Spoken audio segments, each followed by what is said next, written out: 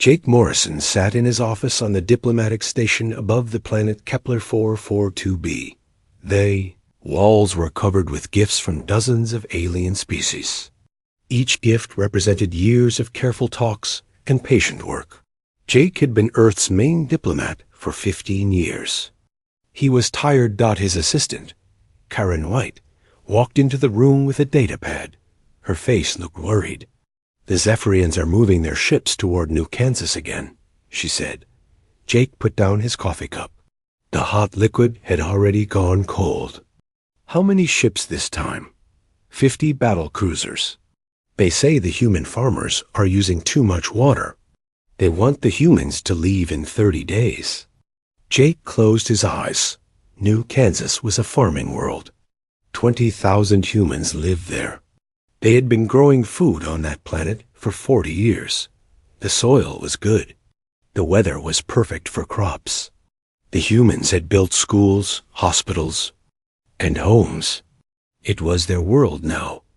But the Zephyrians claimed the water belonged to them. They said humans were not allowed to use it. This was the 5th time in 2 years they had made this demand. "What does Earth Command say?" Jake asked. Karen looked at her pad. "The same thing they always say. Find a peaceful solution. Do not make the aliens angry. Keep talking." Jake stood up and walked to the window. Below him, the planet Kepler 442b looked beautiful from space, green and blue like Earth. But down on the surface, he knew the Zephyrian cities were full of beings who thought humans were weak and stupid. The door chimed. Another visitor. Jake turned around as the door opened. 3 Zephyrians walked in. They were tall and thin with gray skin and 4 arms. The leader was named Vex Thalen. Jake had been dealing with him for 5 years. "Ambassador Morrison," Vex Thalen said. His voice sounded like metal scraping on stone. "We come to inform you of our final decision about the water thieves on New Kansas." Jake kept his face calm. "The human settlers on New Kansas are not thieves. They have legal rights to that land and water. We signed the treaty in 2387. "That treaty is void," said another Zephyrian. "Your species cannot own water. Water belongs to the galaxy. The Zephyrian Empire will take control of New Kansas in 30 days. The humans must leave." "And if they refuse to leave?" Jake asked. Vex Thalen made a sound that might have been laughing. "Then we will make them leave. Your species does not fight. You only talk and ask for more meetings. We are tired of your talking." Jake felt something hot in his chest. It was anger, but he pushed it down. He had been pushing down anger for 15 years. "I need to contact Earth about this." "Contact whoever you want," Vex Thalen said. "In 30 days, New Kansas will be empty of humans." "We have spoken." The 3 aliens left the room. Jake stood alone with Karen. She was looking at him with worried eyes. "Sir, what are we going to do?" Jake did not answer right away. He was thinking about the 20,000 humans on New Kansas. He was thinking about the children who had never seen Earth. He was thinking about the old farmers who had spent their whole lives making that world green and growing. He was also thinking about all the other times. The times when alien traders had cheated human merchants and Earth Command had said to let it go. The times when alien ships had attacked human freighters and Earth Command had said to file a protest. The times when aliens had called humans weak and cowardly and Earth Command had said to smile and stay quiet. "Karen, send a message to every human diplomat in the galaxy," Jake said. "Tell them to prepare for immediate recall to Earth." Karen looked confused. "Sir, I don't understand.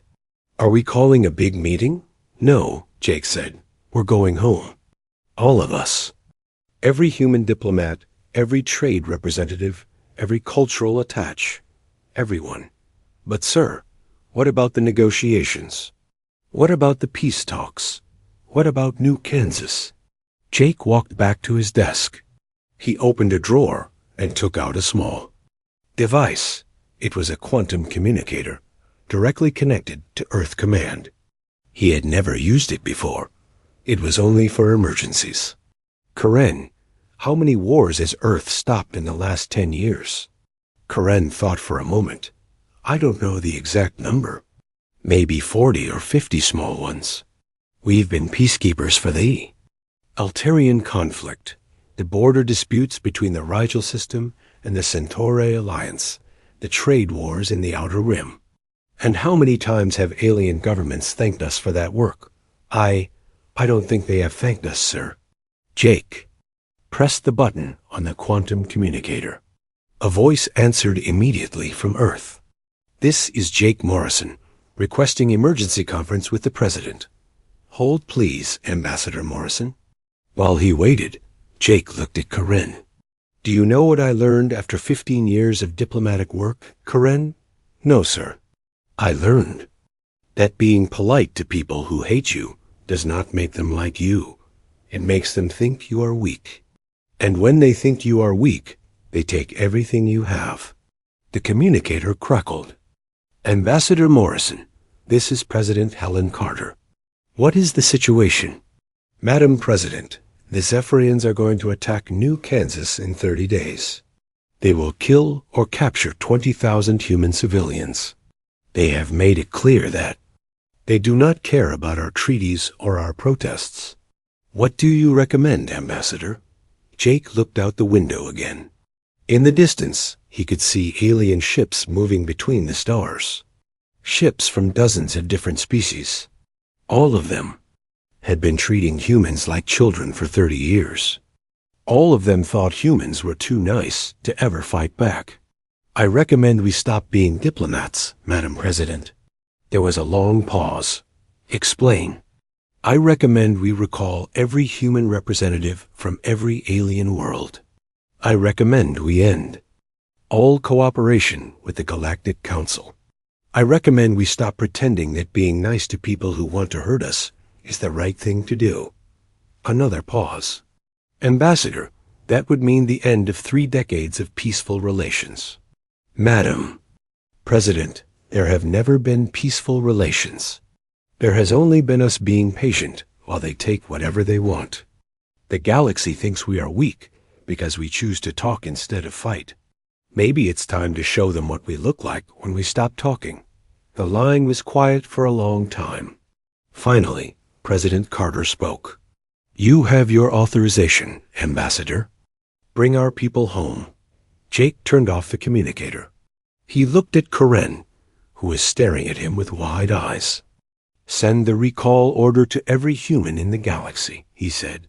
Tell them to pack their things and come home. Tell them the age of human diplomacy is over. Karen nodded and hurried out of the room. Jake was alone again. He looked at the gifts on his walls. Gifts from aliens who had never respected the humans who gave them so much help and asked for so little in return. Tomorrow, the galaxy would wake up to find that the most patient species in known space had finally run out of patience. Jake smiled for the first time in months. Admiral Chris Taylor stood on the bridge of the Earth defense ship Washington. Around him, screens showed the positions of human ships across the galaxy. Red dots marked military vessels. Blue dots marked diplomatic ships. Green dots marked civilian transports. All of them were moving toward human space. Admiral, we have confirmation from the Rigel sector, said Commander Betty Russell. All peacekeeping forces have withdrawn. The local governments are asking when we will return. Chris looked at the main screen. It showed a map of the galaxy with human positions marked in bright colors. For 30 years, those colors had been spread across thousands of star systems. Now they were all moving inward, like a tide pulling back from the shore. Tell them we will not be returning, Chris said. Our job was to keep peace between them. If they want peace, they can make it themselves. On the planet Altair 7, Dr. Amy Foster was packing her laboratory equipment. She had been working on a cure for the Altarian plague for 3 years. The Disease was killing millions of aliens every month. Her research was close to finding an answer. Her assistant, Dr. Kevin Martinez, was helping her seal the important files. Dr. Foster, are you sure about this? The Altarian government has been sending messages all morning. They are begging us to stay. Amy looked at the sealed container that held her research data. Inside were the results of thousands of tests and experiments. A cure was maybe 6 months away, but the recall order was clear. All humans were too. Return to human space immediately. Kevin, how many times have the Altarians voted against human proposals in the Galactic Council? Kevin checked his datapad. Every time, Dr. Foster. They have never supported a single human proposal in 15 years. And how many times have they asked for our help with their problems? This is the 47th time, Dr. Foster. Amy sealed the container and picked it up. Then they can solve their own problems. Maybe they will learn to treat their friends better. They walked out of the laboratory and locked the door behind them. The building would be empty in an hour. Amy had been the only human scientist working on Altair 7, but her work had been keeping the entire planet from dying. Across the galaxy, similar scenes were happening on thousands of worlds. Human engineers were leaving construction projects, half finished. Human doctors were closing hospitals that served alien patients. Human teachers were walking away from schools where they had been educating alien children. On the trading station near Vega, Captain Lisa Rodriguez was overseeing the withdrawal of the human trade mission. The station was in chaos. Without human traders, the complex system of galactic commerce was falling apart as an alien approached her. It was a Centaurian with blue skin and 6 eyes. Captain Rodriguez, please, you cannot leave. The trade agreements, the shipping schedules, the payment systems, they all depend on human oversight. Lisa looked at the alien. She had seen him many times before. His name was Zik Tan, and he was one of the station managers. He had always been polite to her face, but she had heard him talking to other aliens about how humans were too soft and trusting to be good at business. The systems will have to work without us, Lisa said. You have been telling everyone for years that humans are not very smart. Now you can prove how smart you are. But Captain, without human coordination, the trade routes will collapse. The smaller systems depend on human transport ships. The payment networks need human financial systems to work. Lisa smiled, but it was not a kind smile. That sounds like a problem for the Galactic Trade Council to solve. They have been making decisions about human trade rights for 30 years, without asking us what we think. Now they can make decisions about everything else too. She walked away, leaving Zekton standing alone in the busy trading hall. Around him, other aliens were starting to panic as they realized what the human withdrawal really meant. On Earth, President Helen Carter was meeting with her military advisors. General Paul Anderson had just returned from a tour of human military bases across the galaxy. Madam President, the withdrawal is going faster than we expected, Paul said. Every human military unit has been pulled back to the border systems. The aliens are starting to understand what we were doing for them. What do you mean, General?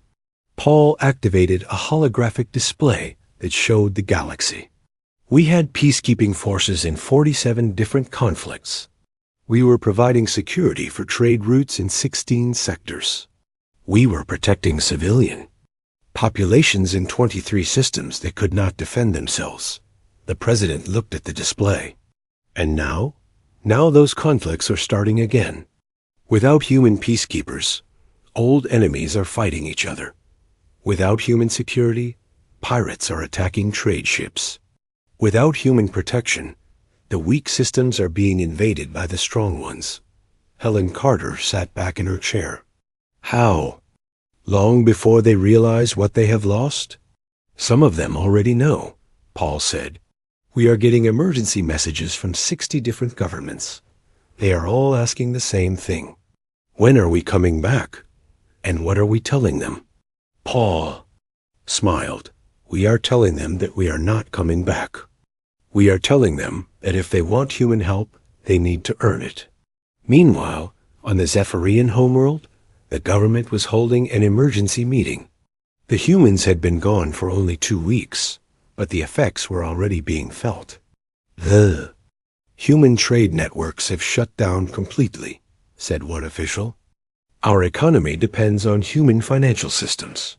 Without them, we cannot pay for imports or process exports. The human medical research has stopped, said another. Our hospitals were using human-developed treatments for dozens of diseases. We do not know how to make those treatments ourselves. The human peacekeeping forces have withdrawn from the border systems, said a third. The Andromedan Empire is already moving ships toward our outer colonies. Without human protection, we cannot defend all our territory. The Zephyrian Emperor, Vex Calor, listened to all the reports. He was the one who had ordered the attack on New Kansas. He had been sure that humans would never fight back. How many human demands have we ignored in the past 10 years? He asked. All of them, Emperor. We have rejected every human proposal and ignored every human protest. And how many times have we asked for human help? Many times, Emperor. We have requested human assistance with trade problems, medical research, territorial disputes, and technological development. The Emperor was quiet for a long time. Finally, he spoke. Send a message to the human government. Tell them we want to negotiate about New Kansas. What should we offer them, Emperor? Everything they asked for before. Full rights to the water, full territorial control, and compensation for the threats we made. And if they refuse? The Emperor looked out the window at his capital city. In the distance, he could see the empty human embassy. For 30 years, that building had been full of humans working to help solve Zephyrian problems. Now it was dark and silent. If they refuse, then we will learn what the galaxy looks like. Without human help, and I think we will not like what we learn. Across the galaxy, the same realization was spreading from world to world. The species that had seemed so patient and helpful were gone. The conflicts they had been preventing were starting again. The trade they had been managing was falling apart. The research they had been doing was ending. For 30 years, the galaxy had taken human cooperation for granted. They had assumed that humans would always be there, always willing to help, always ready to forgive insults and threats. Now they were learning what they had really lost, and they were starting to panic. President Helen Carter stood at the podium in the White House.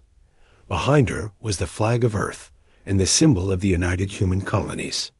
She was about to make the most important speech in human history. The cameras were rolling.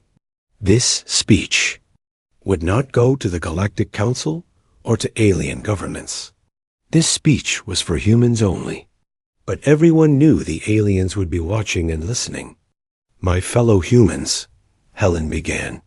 For 30 years, we have tried to be good neighbors to the galaxy.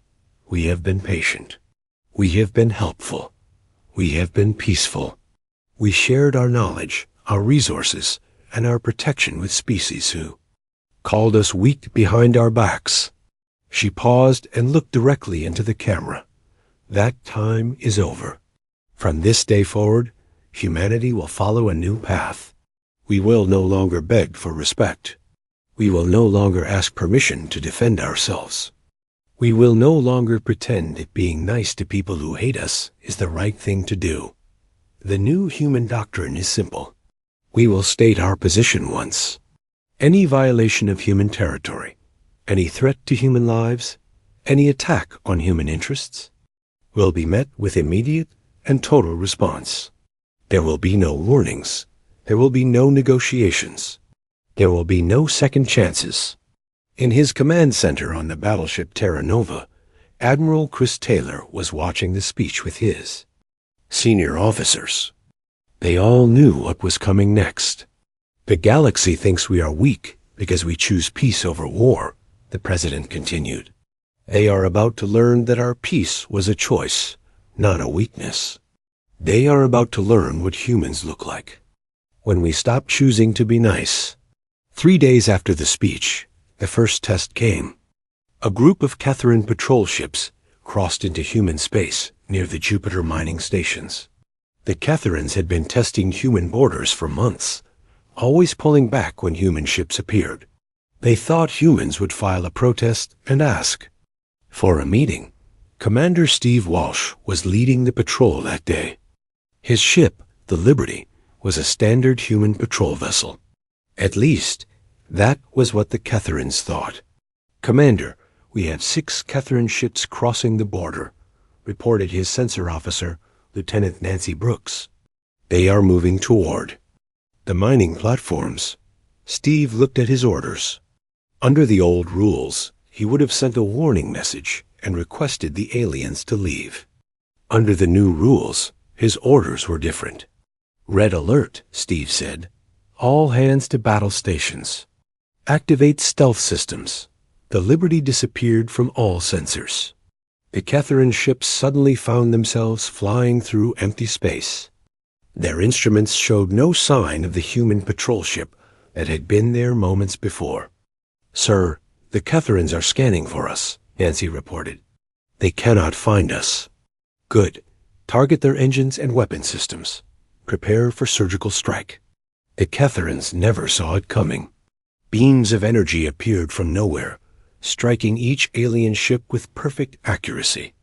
The weapons were not designed to destroy the ships or kill the crews. They were designed to disable completely in seconds. 6 Catherine patrol ships were floating helplessly in space. Their engines were dead. Their weapons were offline. Their communications were jammed. They were alive but completely helpless. The Liberty reappeared next to the disabled ships. Steve opened a communication channel. "Catherine vessels, this is Commander Walsh of the Earth Defense Force. You have violated human space. Your ships are disabled. You will be escorted to the border and released. If any Catherine ship enters human space again, it will be destroyed, not disabled." The Catherine captain tried to respond, but his communication systems were not working. He could only listen. "This is your only warning," Steve continued. "Tell your government that the age of human patience is over. We will defend our territory by any means necessary." The Liberty used tractor beams to pull the disabled ships back to the border. There, the alien ships found their systems suddenly working again. They fled back to Catherine space as fast as their engines could carry them. The news of the incident spread across the galaxy in hours. The species that had been testing human resolve suddenly realized that humans had technology they had never seen before.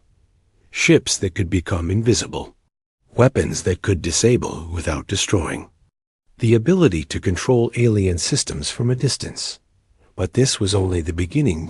Dr. Karen White, who had been Jake Morrison's assistant, was now working in the Earth Defense Research Division.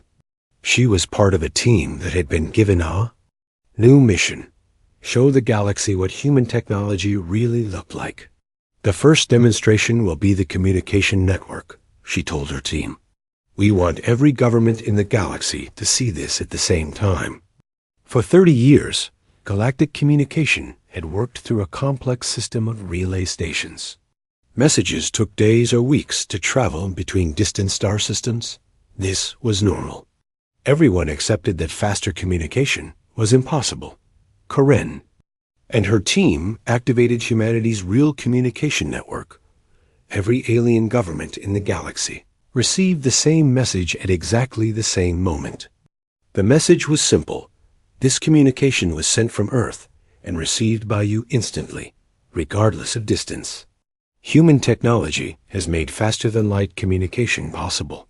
We have chosen not to share this technology with species that consider us inferior. The second demonstration was even more shocking. On the barren world of Kepler 438b, human engineers had been working on a secret project for 15 years. The planet had no atmosphere and no life. It was just rock and metal dot in one day. They changed it.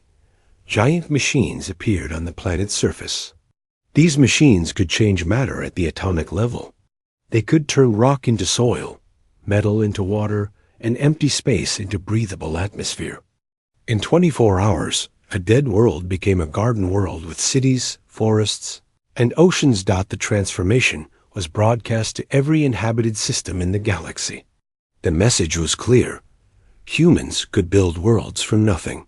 They had been living on the planets the galaxy gave them, not because they had to, but because they chose to. The third demonstration was the most frightening. The Andromedans had been expanding their empire by conquering weak systems. They had powerful ships and advanced weapons. They thought they were the strongest military force in the galaxy. General Paul Anderson decided to show them otherwise. A single human ship appeared in the Andromedan home system. It was not a warship. It looked like a simple transport vessel. The Andromedans sent their entire battle fleet to capture or destroy it. The human ship did not fight back. It did not fire weapons or launch fighters. Instead, it broadcast a signal. Every Andromedan ship in the fleet suddenly stopped working. Not just engines and weapons, but everything. Life support, artificial gravity, communication systems, even the lights went out. Thousands of Andromedan warships became dark and silent in space. The human ship sent a message to the Andromedan capital. Your fleet has been disabled by remote control. We can turn your ships back on, or we can leave them floating in space. Forever. We can do this to any technology in your empire at any time. Consider this when you make decisions about human territory. The Andromedan ships came back online an hour later. The entire fleet retreated to their home ports immediately. Within a month, 3 more species had tested human resolve and learned the same lesson. Humans had technology that seemed impossible. They could disable ships without fighting them. They could communicate instantly across the galaxy. They could build worlds from nothing. Most importantly, they had been hiding this technology for 30 years, while aliens called them primitive and weak. The galaxy began to understand that humans had not been unable to defend themselves. They had been choosing not to show their real strength. Now, that choice had been revoked. The most patient species in the galaxy had revealed themselves to be the most dangerous. And they were no longer interested in being patient. Fear was spreading from system to system. The question on every alien leader's mind was the same. If humans had been hiding this much power, what else were they capable of? They were about to find out. The Galactic Council building on Centauri Prime had never seen such chaos. Delegates from 300 species were shouting at each other in dozens of languages. Without human translators, many delegates could not understand each other.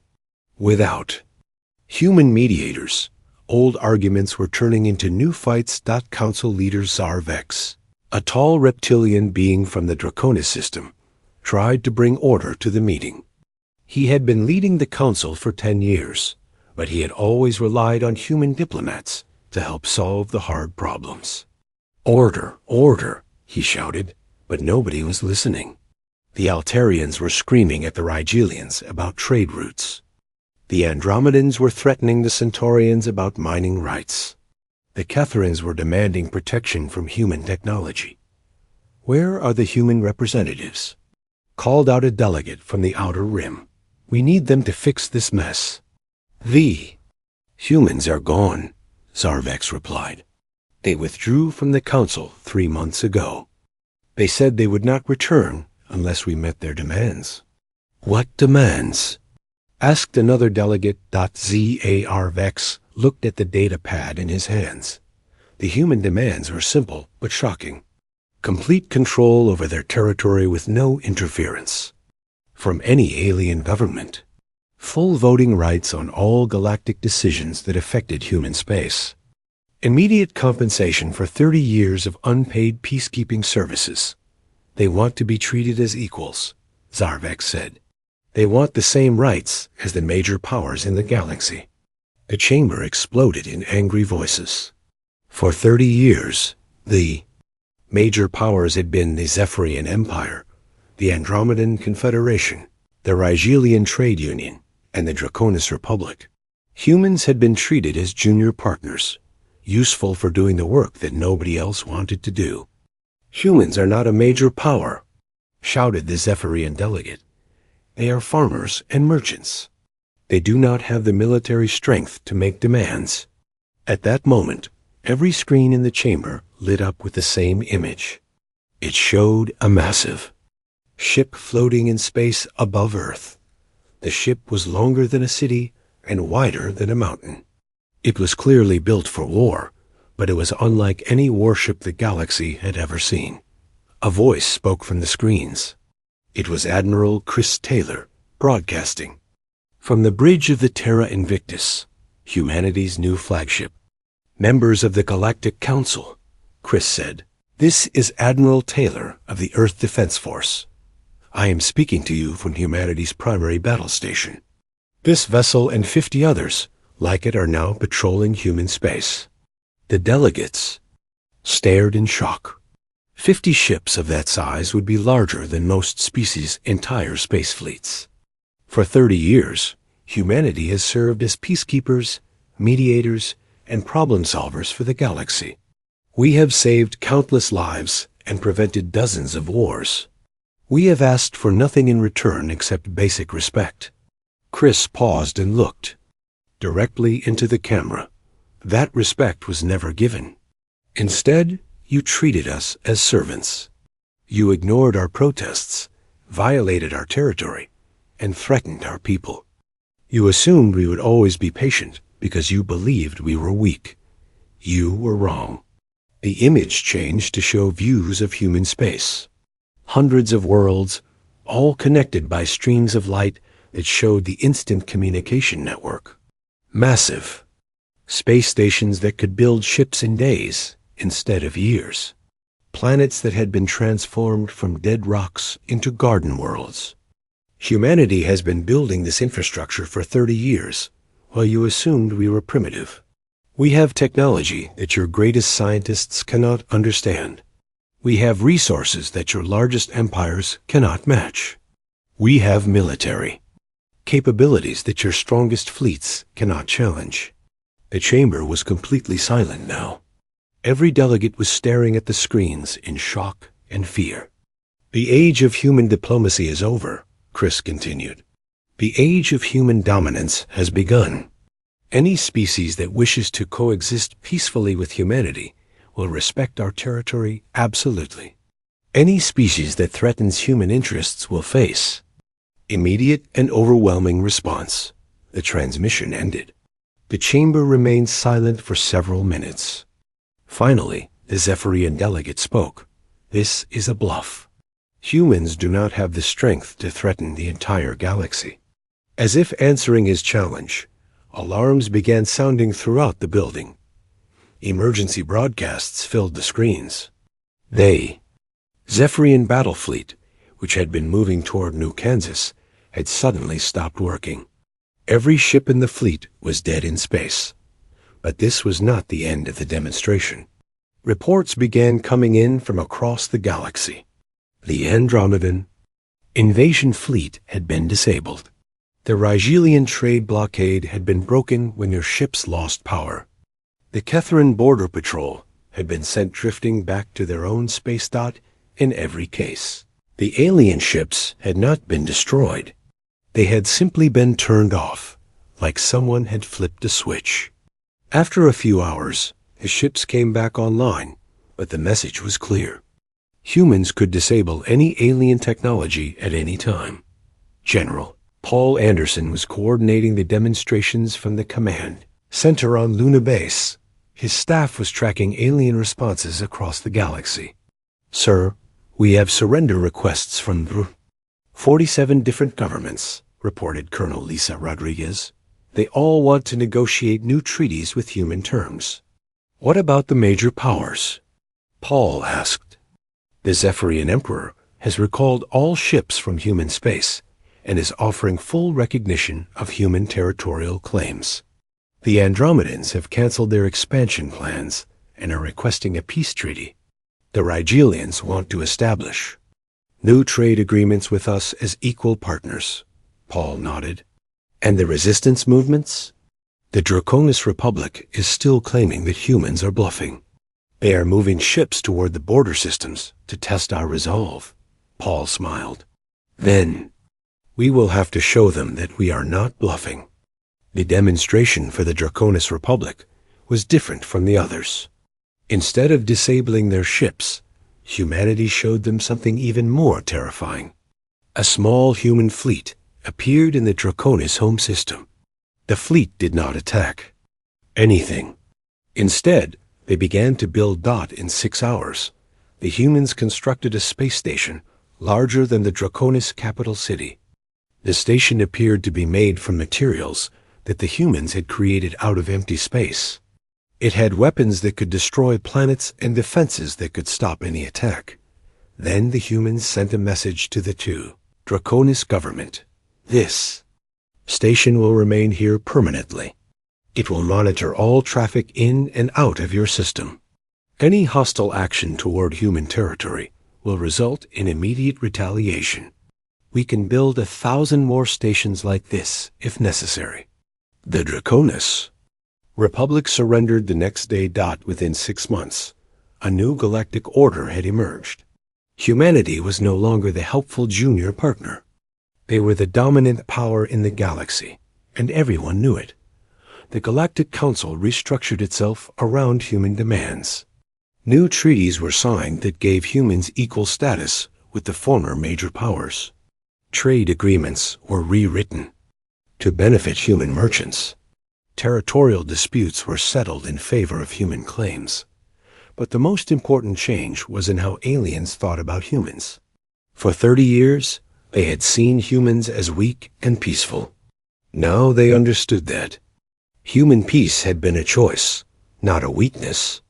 They had learned that the most diplomatic species in the galaxy was also the most dangerous. Jake Morrison, the former diplomat who had started the whole process, was now serving as Earth's first ambassador to the reformed Galactic Council. He sat in his new office, which was twice as large as his old one, and had a much better view. His assistant, Karen White, brought him the daily reports. Sir, the Zephyrians have completed their compensation payments for the new Kansas incident. The Altarians are begging us to restart the plague research. The Andromedans want to buy our faster-than-light communication technology. Jake looked out the window at the alien city below. The streets were full of beings who had once looked at humans with contempt. Now they looked at humans with fear and respect. What should we tell them? Karen asked. Jake smiled. Tell them that we will consider their requests, but remind them that we are no longer interested in being helpful just because they ask nicely. If they want human cooperation, they need to earn it. And how do they earn it, sir? By treating us the way they want to be treated. By keeping their promises. By showing us the same respect we once showed them. Jake turned back to his desk. On it was a small sign that read, Diplomacy, the art of saying nice doggy until you can find a rock.